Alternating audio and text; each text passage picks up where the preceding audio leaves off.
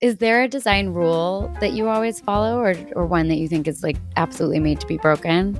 I would say the rule I have, and this is through working again for Markham, is that every little thing that goes in that space, you have to love it. Whether it is cocktail table, like you have to love that cocktail table, or the trim on the corner of a pillow that is hidden behind 4 pillows. That pillow also, that trim has to be perfect, and it has to maybe pull out a color on the chair that's across the room, like really thinking about how this room is going to flow, and you have to really love every little detail of what goes in it. I think that that's my rule. It's just never rush anything. So if you have a hole in your room that you can't fill for a year because you haven't found the thing, then you haven't found the thing.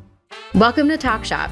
I'm Ariel, Okin, a New York-based interior designer, writer, and editor looking to bring a little bit of magic into our homes every day. After years as a writer and editor in the interiors world, I founded my own editorial site, Fenimore Lane, in 2020, and the Talk Shop interview series was born.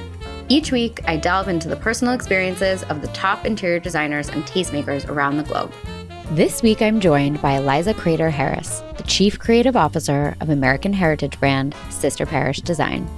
As the great-granddaughter of design icon Sister Parish, Eliza's work honors her family's design legacy by overseeing product development, textile production, visual merchandising, and marketing initiatives for Sister Parish Design. After graduating from the University of St. Andrews in 2011, Eliza began her career in the decorative arts in New York City, training under some of the most prestigious design firms in the country. Eliza joined her family business in 2018, and under her creative vision, the company continues to honor the story of great American houses. Sister believed that to decorate is to dream, and Sister Parish Design is a family of dreamers. Please join me as we welcome Eliza to the podcast. Eliza, welcome to the podcast. Thank you, Ariel. I'm really excited to be here. We are so excited and happy to have you on. To kick off the conversation, we ask everybody that comes on, can you describe your style in 3 words or less? Yes, I would say my style is nostalgic, playful, and layered, I'd say. We've never heard nostalgic, and I really, really like that. Yes, I think that I've spent so much time learning about my great-grandmother, she died when I was 3, so I think that there's so many stories that my grandmother and my mother and my family tell me about her. Also, people in the business tell me about her. And I started off in the industry really learning and hearing those stories. I mean, not really necessarily in the industry, but I was young. So I think that is definitely one of the words I'd use to describe my style. It's really sweet. And it ties into the heritage brand in a personal way, which I think is really special. Yes. And for those who may not know, and absolutely truly no one who listens to my podcast doesn't know, but can you tell us a little bit about yourself and the ties to Sister Parish and where you are at this point in your life right now? Yes. So Sister Parish was my great-grandmother, and she is and was a very famous interior designer. She's started her business during the Depression, and she's most known for her work on the White House for the Kennedys. There's a lot of different design books about her, and if you haven't heard of her or heard about her, I'd highly recommend just Googling her and ordering some books that are about her and about the designers and clients that surrounded her, because if you're interested in design, especially American interior design, you'll find it really fascinating and inspiring. And my grandmother is still alive, Apple. She's an artist, a decoupage artist. She's 90. She does not look 90, by the way. She's like so vibrant. She's so vibrant, and she never has been interested in the business side. She's very much an artist and a creative. And my mother is much more of a business person. She started the textile firm, Sister Parish Design, about 20 years ago as a second career. She was a lawyer first and started the business second career about 20 years ago. I didn't know that. I didn't know she was a lawyer. That's so interesting. Yes. She actually was a criminal defense lawyer. No way. Oh my God. Talk about a career pivot. Career pivot. I always found that really inspiring, though, in high school and college, that she was able to change, switch up what she, like, I mean, in such a big way, switch up what Yeah. she's doing. And I think that's a big lesson. So, but going back to so my mother started the business and I came on about 4 years ago, right before the pandemic, as the creative director, because I'm definitely the most interested, I'd say, more than my mom, in the creative component, the making of the product. That's really what inspires me, and also the styling and design around the product. That's why I do what I do. Yeah. For Susan, I would say she's more of a born entrepreneur, and she saw this amazing opportunity in that Parish Hadley had all of these patterns that they had custom made for their clients, and that they were kind of just sitting on the shelves and weren't being made. And so she saw this opportunity in making them for the marketplace. And so that's why she started the business. But since I've started, I think I'm most interested in designing products that are inspired by the Parish Hadley era, but also kind of might be more my style, my interpretation of that period. So that's where I am now. And so I've been working for the business for about 4 years. But before that, I worked in interior design. I worked for a designer called Markham Roberts for about 5 years. I worked for a stylist called Erin Swift in set design, prop styling. I also worked for Martha Stewart Living magazine as an independent contractor, and then other design firms, always kind of as an independent contractor. I did a lot of different, and product design. I also worked in the Brooklyn Navy Yard for a hardware company for a little bit in the Brooklyn Navy Yard. I tried to learn as much as I could about the design business before coming on 4 years ago. Yeah. And I feel like you hit every facet of the home space before you came on to the business, because you Right. got the editorial side, you got the styling side, you got the product development side, and you do all of those things at Sister Parish. Like I love how you guys have your own little sort of editorial with the newsletter, which is amazing. And everybody listening should subscribe to the newsletter because it's so great. And Eliza does really great, like, travel guides and just really great content. And it's so obvious that the creative aspect of it and the making of it lights you up. Like, when we toured your shop in Litchfield, you were just so excited to show us all of the new product. And I think it's such a great amalgamation of all of your skills and all of the things that you've taken from your career so far. And it makes so much sense. Yes. I don't know how you feel, Ariel, but I think as a young creative entering the design space, it is helpful to think about, I think dabbling in different pieces of the design world as you grow your career in your 20s. I think, Absolutely. and I think you sort of did that as well, right? Yeah, I did. I had some experience in college. I did a bunch of different things on the editorial side, interning in different places. And I think just having that exposure at different outlets and different elements of editorial can be really helpful even on the design side, because if you become a designer, you know how to pitch, you know how to style, you know how to set up a shot. So I kind of think of it as like being a sponge, and you sort of take in everything that you're given the opportunity to experience, and it helps you in general, like, hone your eye, refine your taste, and get more of a specific point of view on what it is that you creatively put out into the world. What you are good at and what you aren't good at. Totally, which is a really important lesson too, right? And what you like and don't like. Right. Internships are really crucial because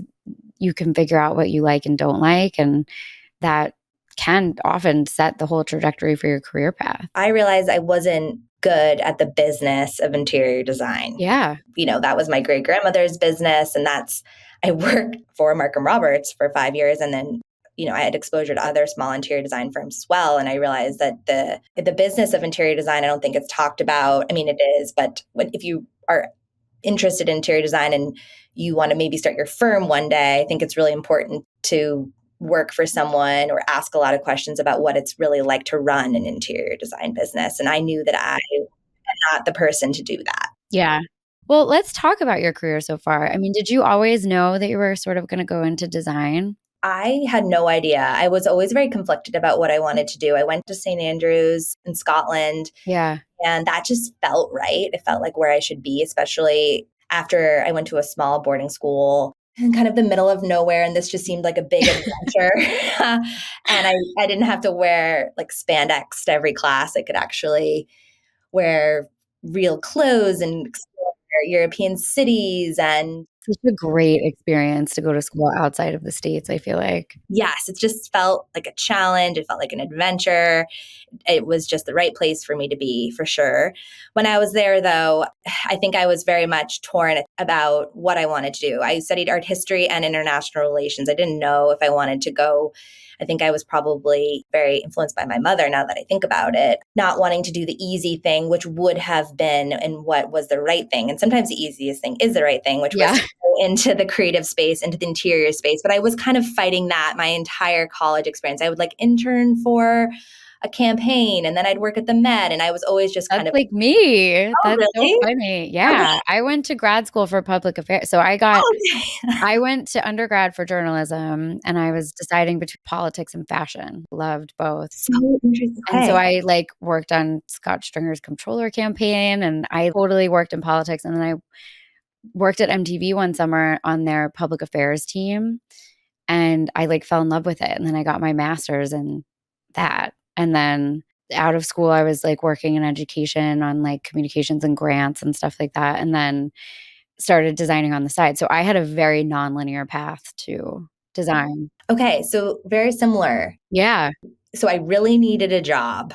I was out of school and I really needed a job. I really wanted to get out of my parents' house in the suburbs of New York. And I got an interview through somehow with a stylist, a prop stylist, set designer called Erin Swift. And I met her in Soho. And she was having a coffee. I had commuted 3 hours to have that 10-minute coffee. I love that. I definitely think that saying that I was Sister Parish's great granddaughter helped, but so I got the job being her assistant. But I was so lucky to get that job because she taught me so much. I was driving U-Hauls all over New York, painting sets. That's amazing. It just taught me of basically what interior design is all about, which is just one big schlep. It's one Yeah. big schlep.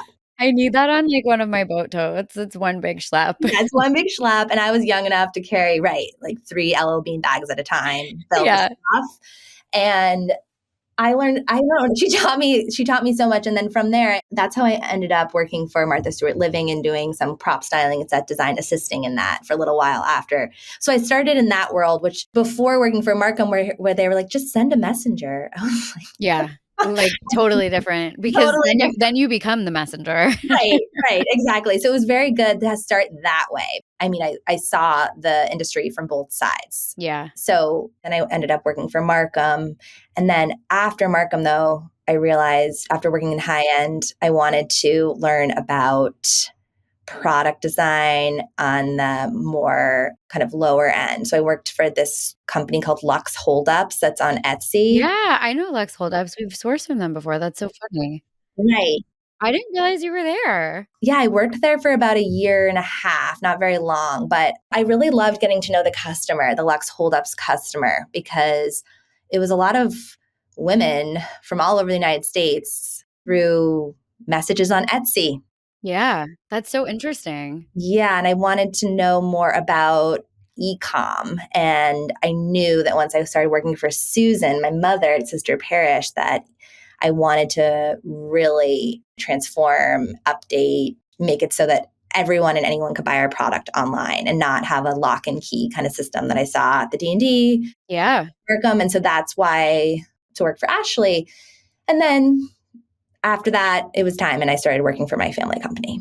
And you kind of knew it in the back of your head, whether subconsciously or consciously, I think you kind of knew you were going to end up there. And so you took all these steps to sort of understand how you can transform the company from all angles by getting experience in all these different places. I do too. I think so. I mean, talk about a transformation also. Yeah, I think I started a really lucky time with the start of the pandemic, as far as not lucky, obviously just lucky professionally. Yeah. Because the home industry boomed during the pandemic, exploded. But I also know that I had such passion and drive, I still do, to grow this business. And I find it so fun. And so it really doesn't seem like work to me. So I just feel like forever grateful to my great grandmother Yeah. for her name and for all of the work she put in so that I get to do this job now. It's amazing. Every time I talk to you about what you guys have going on there also, I mean, you can feel the passion and the love that you have for what you do and everything that you do.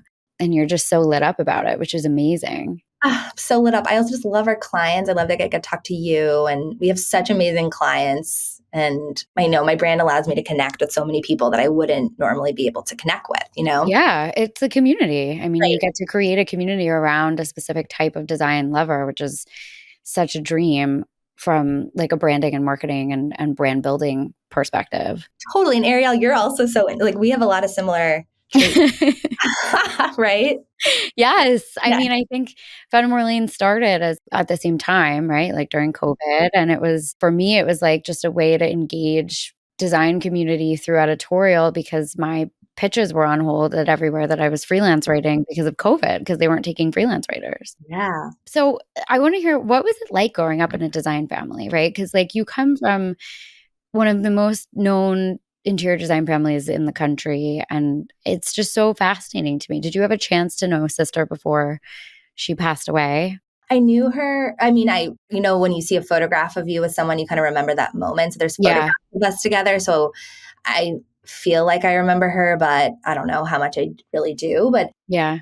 I think my family really is just a family of strong women who have not been scared to be strong. So I think that is really what it's like. More than the design side, I think my great grandmother, she was a force. My grandmother is the same, my mom the same. My grandmother, Apple, is also an entrepreneur in that she had this really great shop in Boston that John Darien worked for a few years, and she built this amazing called La Ruche and built this great design community in Boston. So my grandmother's also an entrepreneur. And before my mom started the business, she always made art and did things to make money on her own. The women in my family have always been highly entrepreneurial. I mean, I guess I'm the fourth generation.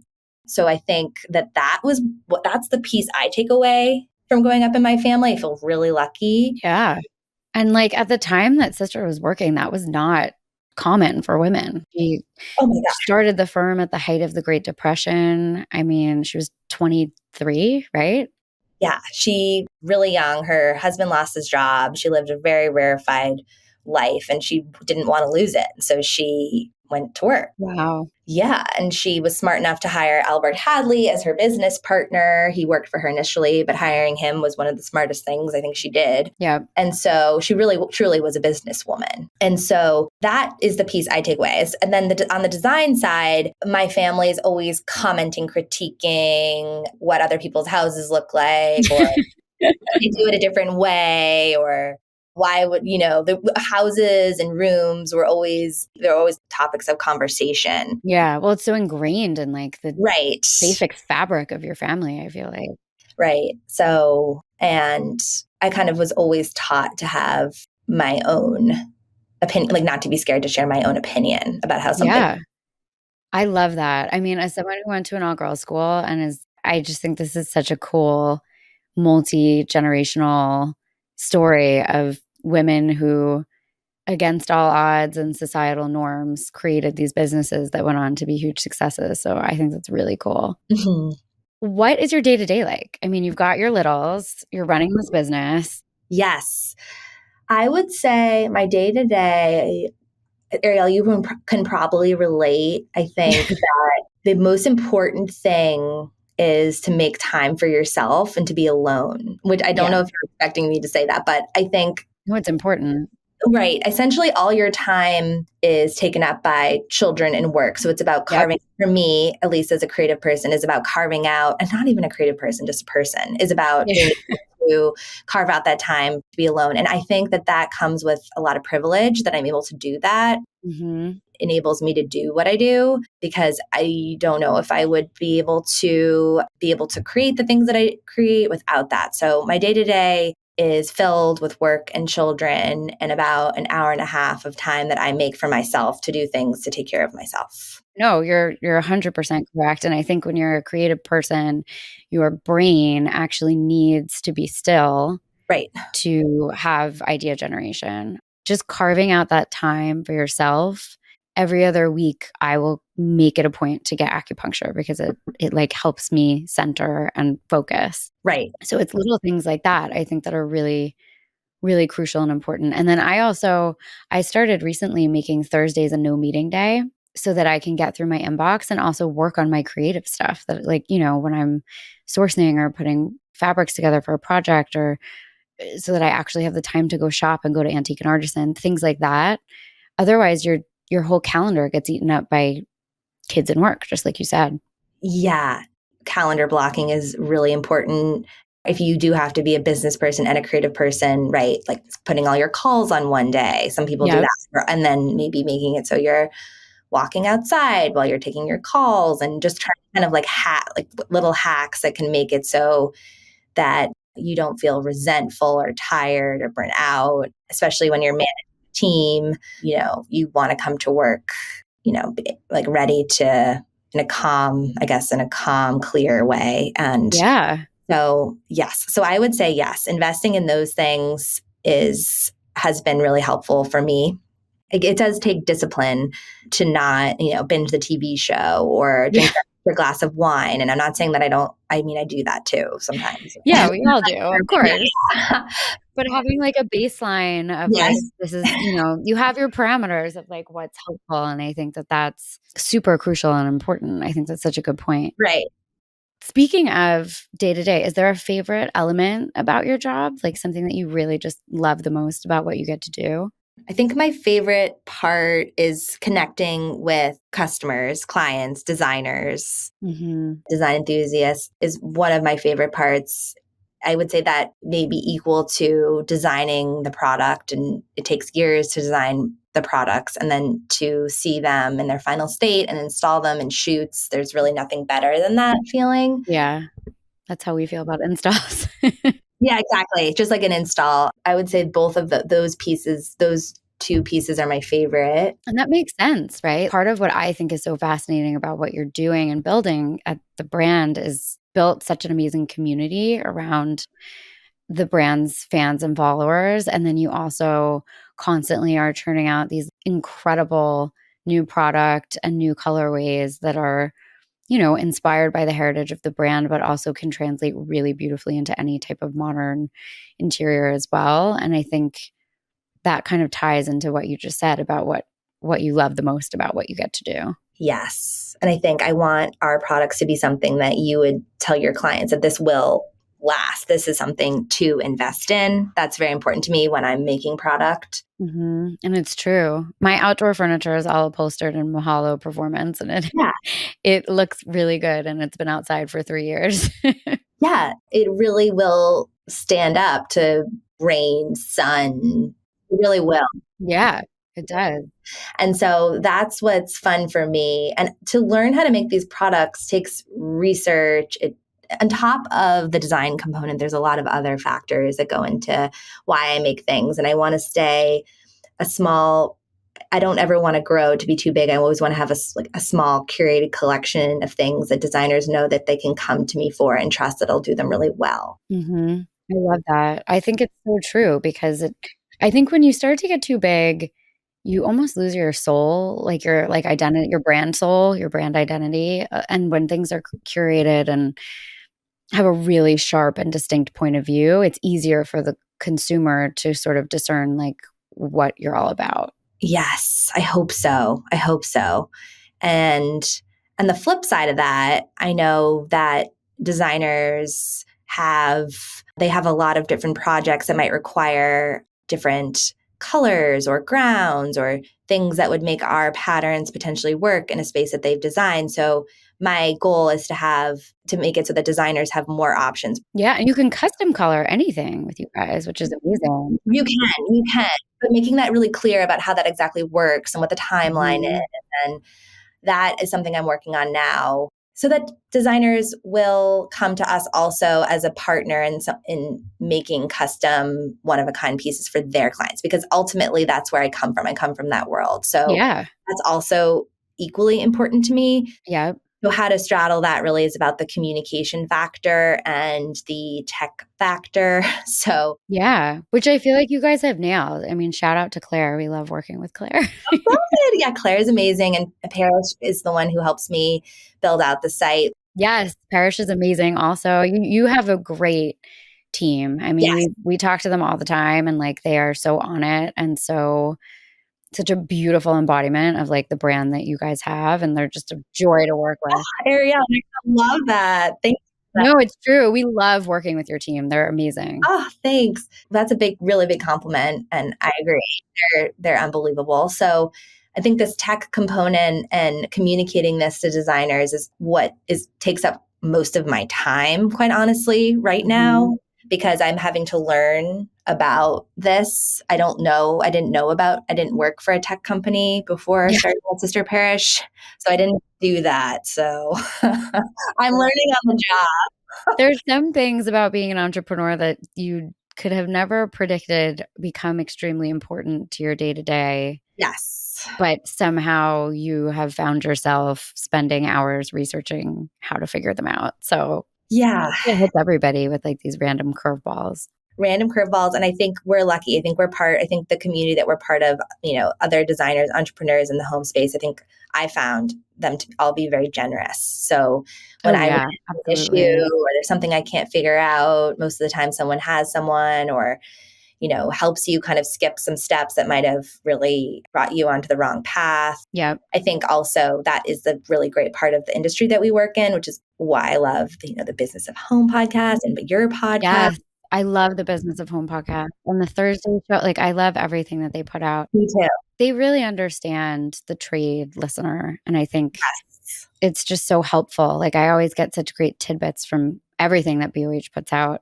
And I think we talked about this on the podcast last season with Mika. The interior design community is so collegial and so kind, and everybody knows everybody, and everybody is willing to help and extend a hand. And that's something that is, I think, really rare. I do think that recently it's become much more that way. There is a lot, I think recently it has become much more that way. I'll just say that. That I Yeah.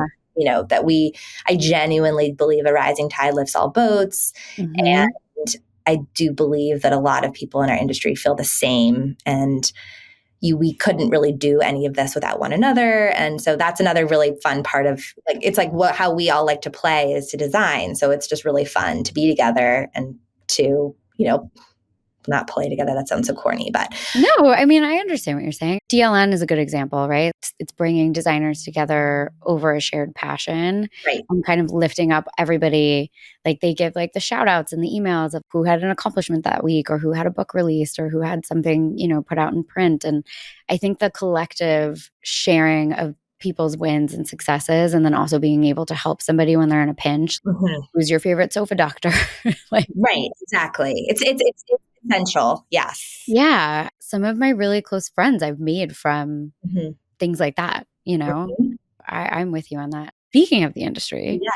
in terms of interior design, when you are designing a room yourself, is there something that you think is the most important or most crucial? I would say that comfort is always king. And I think from Mhm. working with an interior design background and there is a process to interior decorating that you can't skip steps.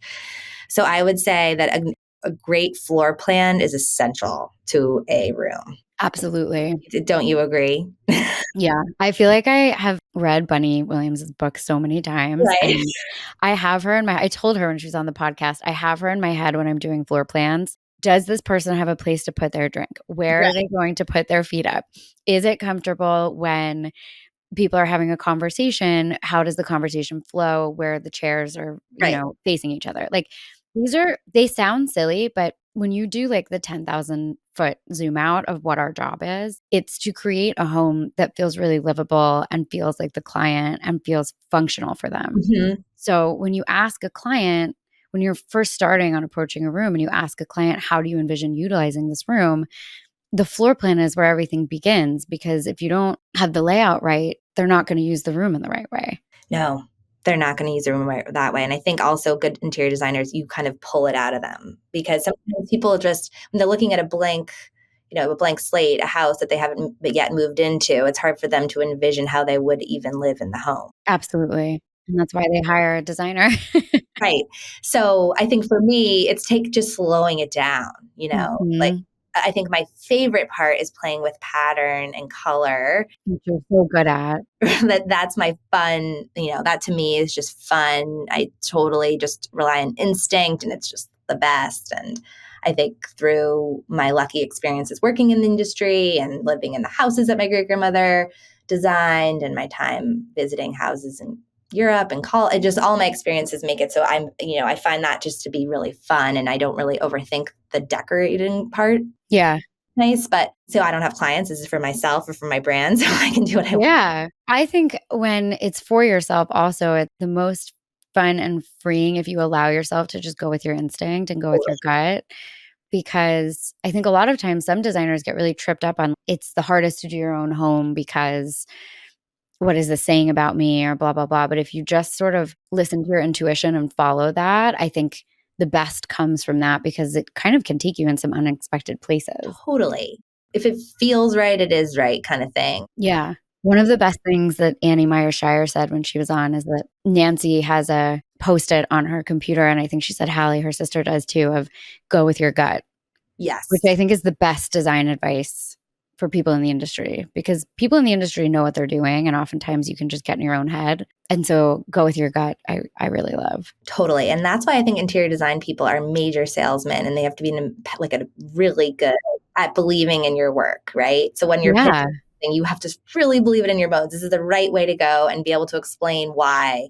And I think it's real, like it's almost such a luxury to be able to design for yourself and like know your own why and not have to explain it to anybody. It's so true. And to have the same level of conviction for yourself Right. for a client also. Right. Yeah. Right. Mhm. Yeah.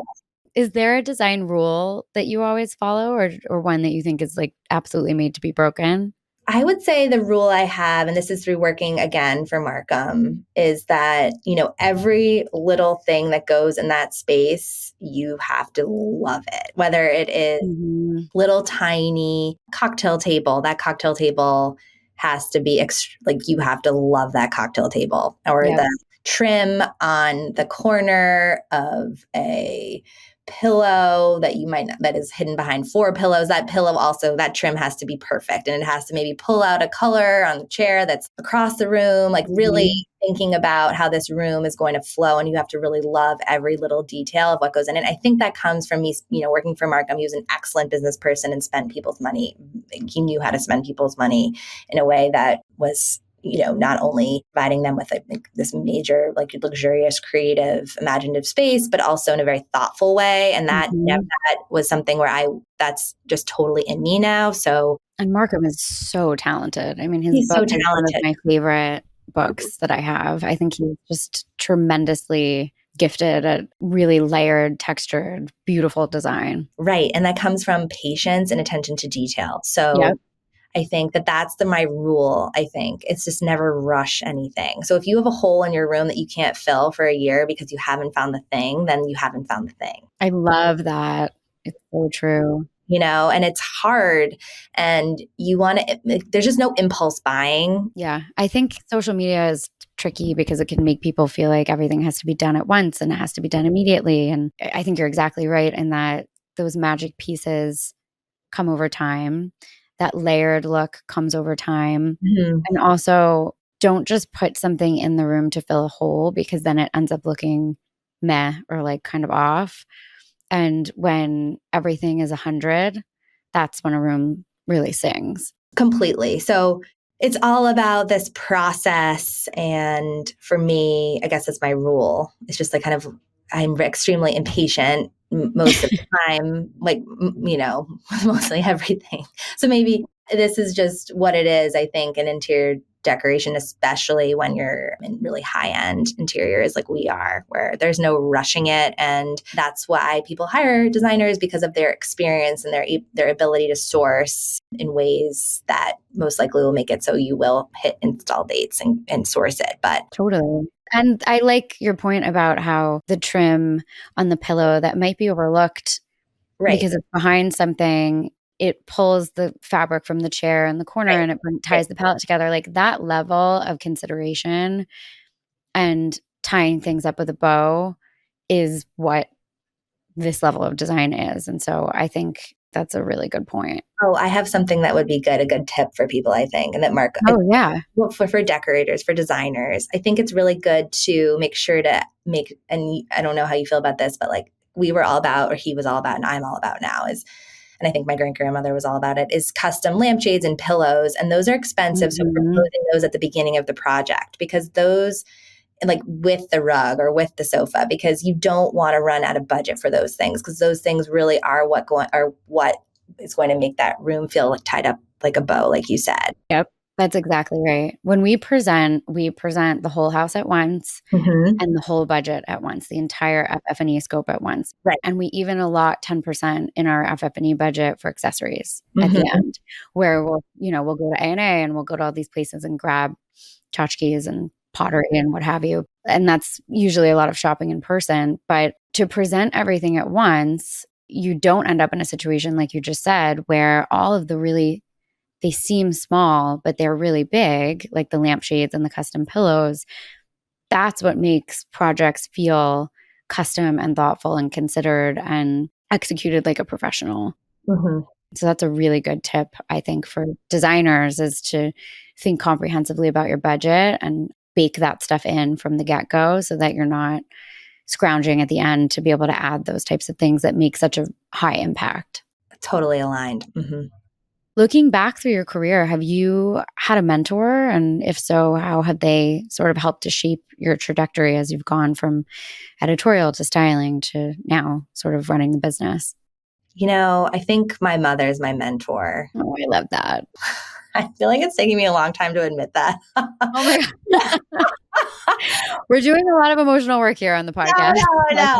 I do think she is my mentor. I think that my mom's like all about just like ever since I remember when I just started working, she's like, half the battle's just showing up. And I was like, okay. Yeah. She always kept things very relaxed, not relaxed, just always she just has perspective. And she's just like, one foot in front of the other, like just, you got to keep on going. And that's what she did with Sister Parish Design. I think that is so true. While there is all this magic and fun and community that we're discussing, there's also like a lot of those days where things are going wrong. And Yeah. when work can be hard. Yeah. Owning a business is not for the faint of heart. Right. And like, just having perspective about what we're doing and, gratitude for what we're doing, and then just one step in front of the next. And so I think that that's really what she taught me. So I think that that is really how I now live my life as a mom and as a business owner is, some days I might get nothing done because one of my kids is screaming and from ear infection, and maybe like all like one like fabric, I have like 4 unhappy clients, like, you never know. That was me the past week. Right. My voice is still deep because we all were sick. Yeah. So it's just getting through the day, and just getting through the day. Yep. And having perspective. Right. And having perspective. So I think my mom she's really taught me that. And she's also just taught me that, I can do anything I set my mind to, because she really, she just has kind of this confidence. So that has been really helpful for me. You and your mom need to write a book about wisdom and advice for female entrepreneurs. I'm not even kidding. I don't know if we're there yet, or I don't know. I You don't know. do. I love hearing her story. I didn't realize that she pivoted in her career, and I always find it so interesting hearing from women in the industry who have done that, because I do think it gives you a different perspective on everything. Like there is no such thing as a decorating emergency, and like how to be creative and crafty about client issues or solving things on the business side. I do think that like having that prior experience in a different industry gives you a leg up in some way, shape, or form. Totally. It definitely does.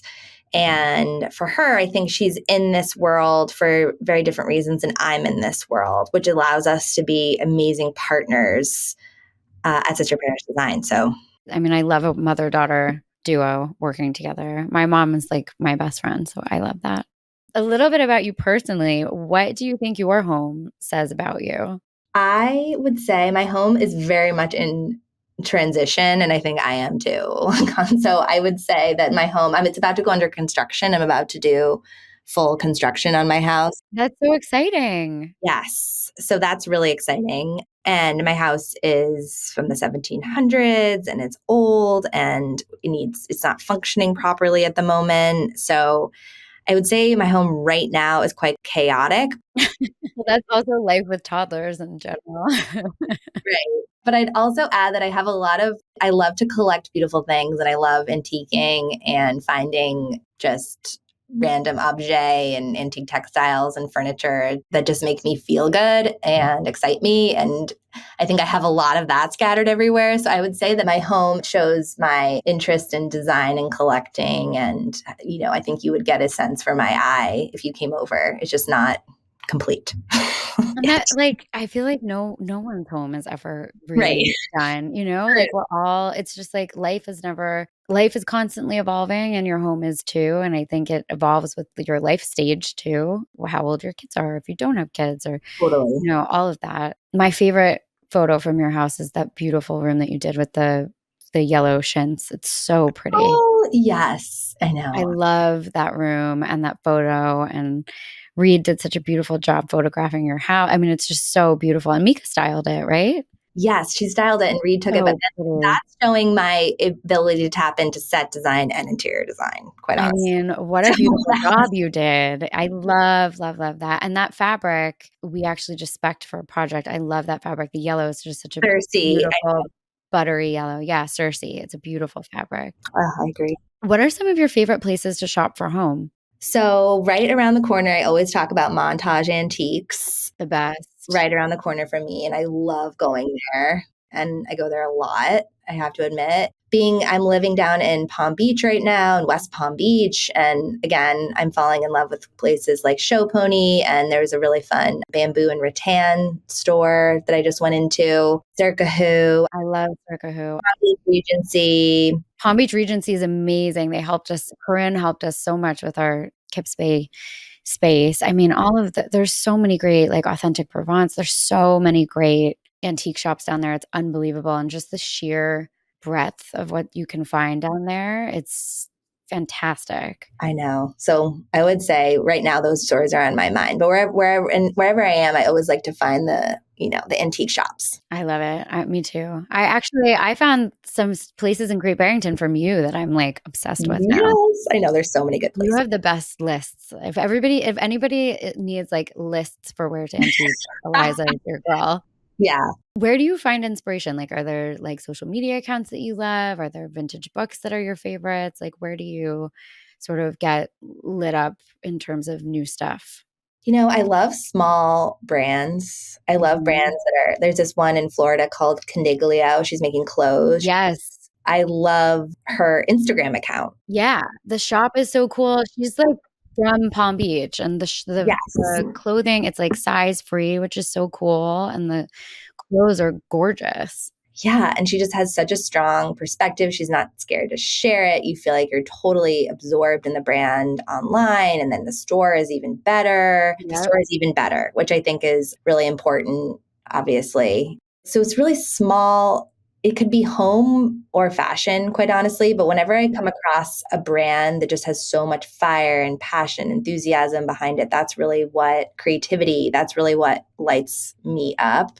And Mhm. there are a lot of them out there. But I mean, I think there's only, there'll be some that for everybody, there'll be some that speak to you more than others. And I think following that and meeting those founders is something that lights me up. I love that. I think it's so true also as an entrepreneur to be inspired by other people in the creative field that also, are running small businesses, and you need, like, that network to kind of keep going almost. Yeah. And you don't want to forget about that, right? I think it's also a reminder to me, like not to forget about the soul of the brand. And that's Yep. making the content and the product and telling the story and meeting the customers. That's what makes me want to do what I do. So while I'm spending maybe 50% of my day talking to developers, I have to remember that I have to set aside, I have to remember the why, right? So I think that's why there's a very obvious why, I think, with her store. Yeah. What do you think have been the three biggest influences on your personal aesthetic in your life? I would say going to St. Andrews was Mm. definitely a big piece. I went, I visited lots of my friends' houses all over Europe. I'll never forget this house outside of Sweden, and his parents had this Tiffany blue giant like parlor room, and I will never forget that. There's definitely different houses and cities that I was able to see at St. Andrews that it has influenced my aesthetic. I'd also say 100% just my family, my great grandmother and our house in Maine. Mhm. Basically, I'd say my house in Maine has influenced my aesthetic because there's just my great grandmother was, as many designers are, she couldn't stop shopping, she couldn't stop collecting. So, so you can just open a drawer and you find like pretty like treen or like hot lime green, like mohair yarns, like random. Yep. And it's next to this old black and white photograph of maybe her at a project in Russia or something, and being able to go through those drawers and all that old house and gardens and baskets of sarongs and like wicker hats piled on top of hat racks. And, she couldn't stop buying, collecting. The house has so much soul charm. It's where my mom, my grandmother, great grandmother, and I, or not my great grandmother now, but all of us go every summer. So I think that house. And then I would say the third thing would be working at Markham's office. Yeah. Hearing you talk about the house in Maine, I'm like smiling because like there's no way you were ever going to do anything other than work in interiors. I know. I You know. love it so much. I like love hearing you talk about it. It makes me so happy. Well, now we're going to go into our take 10, which are our rapid fire questions that we do at the end. Okay. They don't have anything to do with design really, but I love asking them because they give just like a little portrait of your favorite. So what is your favorite food? Cheeseburgers. Nice. I You and I need to go to JG Mellon one day for know. dinner, I would love that. right? Yes. Favorite drink? A really like thick glass of red wine, like cough syrup. Love that. That's an amazing description. Favorite film? Oh my God, that's so hard. Can I say I love The Gentleman? I'm watching it on Netflix. Yeah, Really good. absolutely. Favorite hotel? The Mayflower. Well, you know I'm going to say the same. I know. Favorite city? London. I know the antiquing alone is just I amazing. know. Favorite bedding? Oh, obviously Porto. Yeah, you are absolutely a poster child for Porto, my friend. Yes. Favorite tea or coffee, and how do you take it? Right now, I drink coffee I put magnesium in it. Really? So weird. I don't know why I do this or if it's good for you, but I take just black coffee and I put this like vanilla magnesium from this company called Symbiotica, but it just tastes Ooh. good. And I don't know why. It says you can put it in any drink, so I do. There's like a magnesium powder that I use at night because it helps me sleep called Natural Calm. But I've Okay. never put it in my I coffee. don't think it's a good thing to do. I don't know why I'm doing it. And then I need a also, disclaimer. Do not take health advice from us. This is a design don't take health podcast. advice. I don't know why I'm doing it. I just got all these, and then but I do know this other thing is good though. I do something that's supposed to put your coffee to make it alkaline because it's supposed to help make your coffee less acidic. And I'm addicted to coffee. Interesting. I just bought this coffee called Life Boost, which is supposed to be like a low acid Oh, really? Okay. coffee. Yeah, I'll send it to you. It's organic and Yeah. low acid. I have really bad reflux. I'm like a 90-year-old man. Okay. So I have to be really careful about coffee, but I also have 2 kids under the age of 4. So like I need caffeine. Yes. Favorite playlist? Oh, I guess favorite playlist. That's such a good question. I love I think from my time in Europe, like anytime I listen to like weird like minimal that you'd hear in like Ibiza, I like that. That's so not what I was picturing you to say. That's like the funniest. Like I don't even know what it's called or how I find it, but that's what I want. Oh my God. That's amazing. Eliza's SoundCloud is just wordless techno. Yeah. Yeah, that's what I want. Favorite weekend activity? My favorite weekend activity would be that's either antiquing by myself, What a dream, antiquing by yourself. or I also love going on a really good walk or hike with my husband, Connecticut. That's really boring, but that's probably No, I love honestly, just especially now that it's getting nice out again, the winter just slowly erodes well-being in New York. Yeah. Being able to get outside and take a nice walk outside, I try to do it at least once a week just because I think it's so mentally good for you. Yes. Those would be, yeah. my last question I always think is hard to ask people. Favorite design book? Oh, the Horst Interiors book. That is my favorite coffee table book. I love it, but I also hoard and buy everyone's interior design book. And I can't wait to already have pre-ordered Mika Tenhov's book. So if you haven't pre-ordered. I know. I'm so excited for Mika and her book.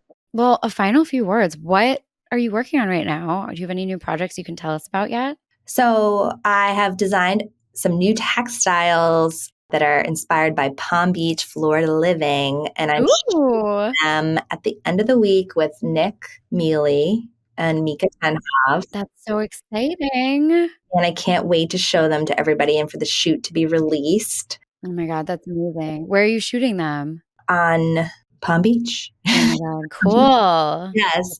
So that's really top of mind. And there's also I would have a fun collaboration coming out in June with Moda Operandi. So that's also coming out. Cool. That's amazing. So I'd say those two things.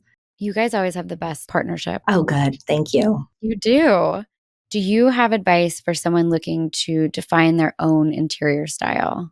My advice I think this is what all designers say and anyone who's in this world says, but it's really the truth. You can't get it. You really just have to travel and you have to find the places. Every city has a beautiful museum. Like most cities have a museum, or learning about the history of your city and historical houses in your city or museums in your city, or maybe designers that came from your city or town. I think just diving into like what's right in front of you before you travel, if traveling's not an option, just being really curious, I think is the best advice. And if that curiosity isn't coming naturally to you, then you might think, okay, I think it makes you question, what do you like about design? Or it'll help guide you. Yeah. I love that advice, especially because, the local piece is so true. Because if you are in a point or phase in life where you can't travel, like, you and I, where we have little kids, it's find your local museums. Is there a textile museum? Is there, that's like a great place to start. I love that. Yeah. Well, Eliza, where can listeners find more about you and the Sister Parish brand? You can follow us at Sister Parish Design on Instagram, and you can go onto our website, sisterparishdesign.com. Amazing. Well, this was so fun. I always love getting to chat with you. It makes me so happy every time I get to chat and see you. Me too. And I hope I get to see you soon. I would love to see you for dinner or something. Yes, definitely. And good luck. I can't wait to hear about the summit. Oh my God. Thank you. We're really excited. Bye. That's a wrap for this week's episode of Talk Shop. Thank you for listening. We'll be back next week with more thoughtful discussions and amazing guests. Make sure you follow on Apple Podcasts and on Spotify so you never miss an episode. And of course, follow me at Ariel Okin. See you next week.